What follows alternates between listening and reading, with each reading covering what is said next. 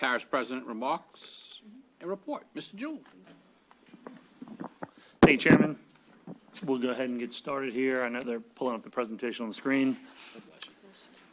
Okay, first we'll start with Public Works. There are 8 items on the agenda tonight that will be asking for the council approval for. I think 7 or 8. Please know that these items will be funded through the GOMESA revenue that we will recognize at the next council meeting. So we are not going to, if these are passed tonight, we are not going to issue any notice to proceed on those items until the funding source for them is recognized. All right, Wetland Watchers Park, we'll talk about that. This is nearing completion. The pumps are in for the park, and they're awaiting approval from CN Railroad to just make sure we get the electrical moved in and coordinate that with them. This is going to make Wetland Watchers more accessible and accessible for buses as well as tourists or the public. So we're looking forward to that coming through. Again, this is a project where we are concreting underneath the trestle, making a permanent road, and then you can see where that hose is going into that pipe. There will be a permanent sump pump in there that will keep that entrance dry. So next we will go on to wastewater. Generators. As you all remember, we received some money from the American Rescue Plan, and part of that is part of what we're using that money for in wastewater is to make some improvements to our lift stations by the placement of generators.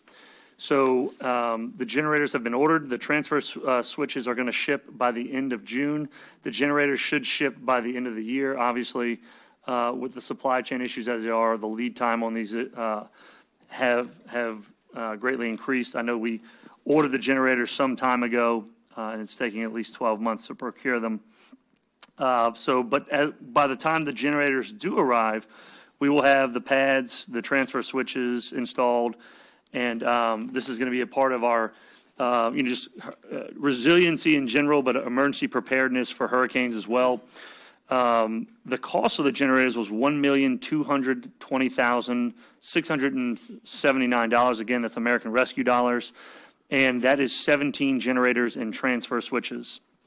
And we're not talking about small household generators. They're the big generators you see on the screen there.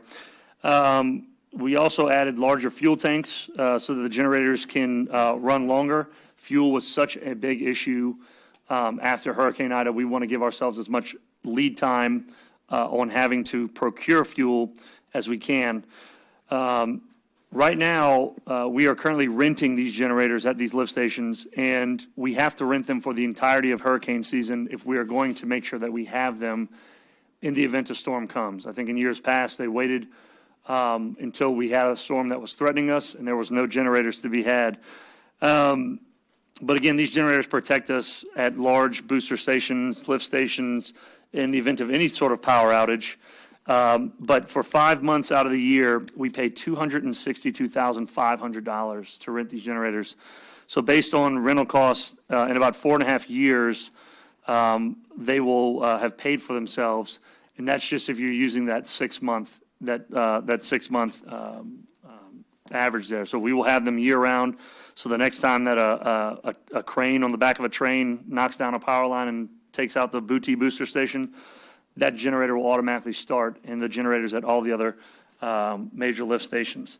So again, there's 17 locations, and we've sized the generators based off of the size of those locations.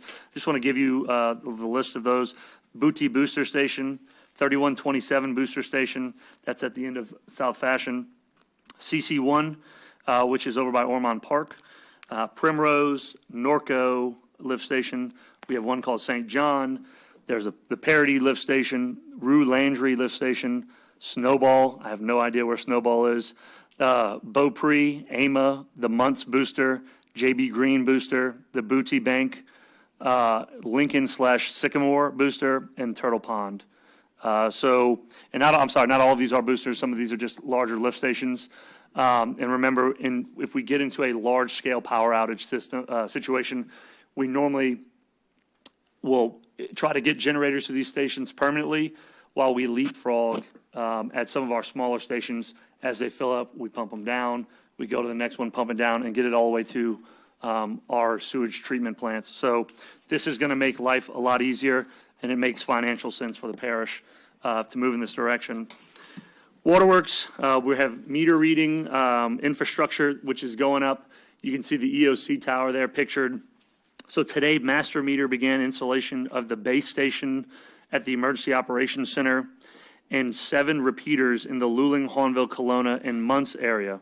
This is billing cycles number 3 and number 5. The work should be complete by the end of this week. The department procured the base stations and repeaters directly from Master Meter. If you have a digital meter, it is provided by Master Meter. So these reader stations are manufactured by the same people who manufacture the meter. The department has been preparing for the repeater sites by installing the electrical that is required in advance of this infrastructure that's going up. Once the base stations and repeater sites are up and running, automatic red water meters that have so far been installed and or retrofitted in cycles 3 and 5 will be operational. This means that we will no longer need a meter reader to read those sites, not only manually, but even by driving by with the truck and picking up the signal. The signal will be automatically sent to these towers. This is a part of just an effort on a part of our administration to implement some technology to help us make us more efficient and allow us to utilize our resources a little bit better. This will also help once it's fully implemented on the number, how we bill and the consistency of our billing cycles.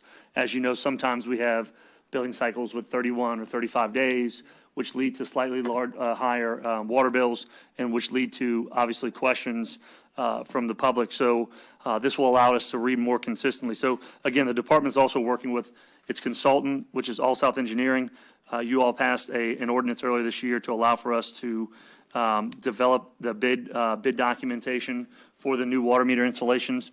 Those bid documents are in draft form at this time and being reviewed by Waterworks as well as procurement. The bid documents, once ready, will be advertised, and we're expecting to have water meter installation contractor in place by October of this year. Water meter installations will begin after the department issues a notice to proceed. Next, private property debris removal. The registration for this program has concluded. We put out some information last week to let everybody know that it was going to be ending. In addition to the applications, or not the applications, in addition to the homes identified by our windshield assessment from planning and zoning post-IDA, these are structures considered quote-unquote destroyed. There were 98 additional applications, 37 of which were considered new signups just recently. 21 applications were processed last week, and they are conducting 13 more inspections between today and tomorrow. And then after that, we will be waiting on FEMA to either approve or deny those homes. Remember, this is a program that is between FEMA, between our debris contractor and our debris monitor, as well as the homeowner. So the homeowner does have to consent to have their home torn down. So if there's a property where the homeowner says, no, we're not doing it, they will not be included in this. So we'll be trying to follow up with FEMA to make sure that that our contractors are given enough time to remove these homes, these derelict homes, from their foundations.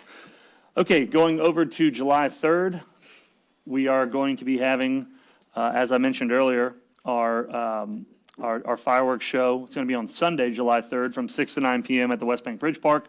Bring the whole family out for some good food and fun. St. Charles Parish resident Ella Grace will sing the national anthem. She sang last year, and she was so good we had to bring her right back to do it again. The Bucktown All-Stars are going to provide the entertainment this year, and we are going to have some food, some drinks from various vendors, as we always do, and we're looking forward to that event. So please come out July 3rd, 6 to 9 p.m. The fireworks will start at dark. Parks and Recreation, wanted to give our council some update on just the restoration work since Hurricane Ida. It's been steady going, consistent. We wanted to let you know that lights have been restored at the East Bank Bridge Park and Ormond Park. A full list of parks and a full list of open parks and fields can be found on our website at stcharlesparish.gov/news. The lighting really has been the slowest portion of this. Procuring the poles has been slow, and getting enough contractors to give quotes on these jobs to make sure that we have competitive pricing has been a challenge. But we've, if we get one quote, we try really hard to go back out and get two or three more to make sure that we are getting the best deal for the taxpayer. Additionally, Veterans Memorial Plaza is coming along. If you get a chance, go out there and take a look. It is really starting to shape up. The trees are in. We're waiting to put the roof on the structure, which you can see there.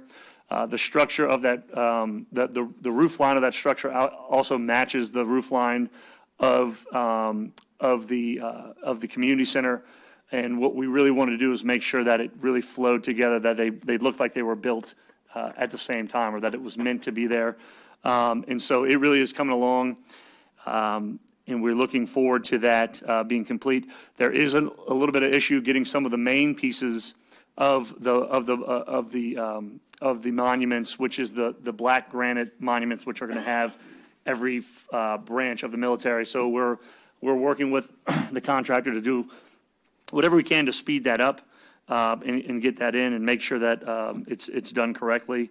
And we want to do as best we can to match the Gold Star Family Memorial, which will basically be sitting right where the person taking the picture was standing there. In fact, you can see the kind of the rock divider between the slab for the Gold Star Family Memorial. And I really just want to thank the family of Wilton Hugh, who made a very generous donation for St. Charles Parish to have that memorial. But the other important part of this project is that we want to make sure that people have a place to honor their veteran. And we want you to order a brick to honor that veteran. Forms can be found at our website. We actually made a special link to it. It's now www.stcharlesparish.gov/bricks. You can go to any one of our libraries to find one of the forms as well. And I believe they are adjusting the form online so that it can be filled out online and printed. We do ask, if possible, that you have proof of service, just to make sure that all of the people that we are going to honor there are indeed veterans. And the payment with your order form can be brought to the United Way of St. Charles at 13145 Highway 90 in Boothee. Over onto the East Bank Trailhead, the work has begun and construction is underway to upgrade the existing site by adding a pavilion and upgrading the restrooms as well as picnic tables. The council approved that last week at the prior meeting. The Ashroom Park and Restroom Storage, you can see, we might have had a duplicate there. But if you pass by the Ashton soccer field, you can see that the ground has been broken. The contractor has started to put that facility in as well. That one was a long time coming. And additionally, registration for fall sports is open through July 11th. We talked about that at the last meeting. We want all of our residents who want to participate in fall sports to make sure that they get signed up. We're offering fall baseball, fall tennis, tackle football, flag football, volleyball, and cheerleading. Due to popular demand, flag football and volleyball is now open to children up to ages 15 years. For more information regarding registration, visit scpparksandrec.com, as well as you can call 985-783-5090. Additionally, a bus of seniors and adults 55 and older are headed to the Silver Slipper on Wednesday. The casino trip is scheduled for July 20th, where we will go to Hollywood Casinos. And registration is now open for that on scpparksandrec.com under senior athletics. And the trip costs $10 per person. Lunch is not included in that $10. Now we want to go to just a special recognition to Kenny Guidry. I want to congratulate Coach Kenny Guidry as he represented the state of Louisiana as a coach for the 2022 Special Olympics USA Games in Orlando, Florida. Out of more than 300 athletes, 8 swimmers placed 7th or higher, and his team took home 3 gold medals, 4 silver, and 4 bronze. So congratulations to the team, for all who participated, and for Kenny, who was the coach for that group. Lastly, we'll just, or second to lastly, we'll give an update really quick. Through June 7th through 9th, I visited Washington, D.C. with about 45 other people, including many other parish presidents, mayors, legislators, levy district representatives, environmental groups, contractors, as well as nonprofits, to discuss Go Mesa revenue sharing, particularly the RISE Act. The RISE Act is an act in the Senate sponsored by Senator Cassidy and Senator Sheldon Whitehouse that would adjust the percentage of our revenue from offshore oil leases from 37.5% to 50%, as well as lift the cap on Go Mesa revenues for the Gulf Coast states. This would lead to significantly more money for not only the state, which uses the money constitutionally. It's constitutionally set for coastal restoration, and as well as help a lot of local governments to do various drainage or coastal restoration type projects. Additionally, the RISE Act creates the framework for offshore wind lease sales. So just recently, there was an offshore wind lease sale off the coast of New York, which generated $4 billion for the federal government. If the RISE Act would have been in place, that would have meant $2 billion of those dollars would have went to the state of New York. North Carolina just recently had a wind sale. It was about $380 million. They would have gotten half of that. And we know that wind energy is coming to the Gulf of Mexico each year as windmills become more efficient. The wind generated in the Gulf of Mexico becomes much more economical for windmills. And frankly, we have the people, the skills, and the know-how to put these things in the water. Probably much easier than setting a windmill than it is setting an oil rig. So we want to be proactive and get some framework in place for that. So that's what we were up there doing. We had a lot of great conversations. We met with over 40 different congressional offices, 41 to be exact, 20 on the House side, 21 on the Senate side. We look forward to hopefully seeing that bill move through the process in Congress. All right, lastly, open jobs: carpenter, code clerk, distribution, maintenance, equipment operators 1, 2, 3, 4, grass cutters 1 and 2, groundskeepers, laborer, pump operator helper, pump technician helper, shop mechanic helper. To apply, visit stcharlesparish.gov/employment or call 783-5000 for more information. That concludes my report, Chairman. Thank you, Mr. Jewell.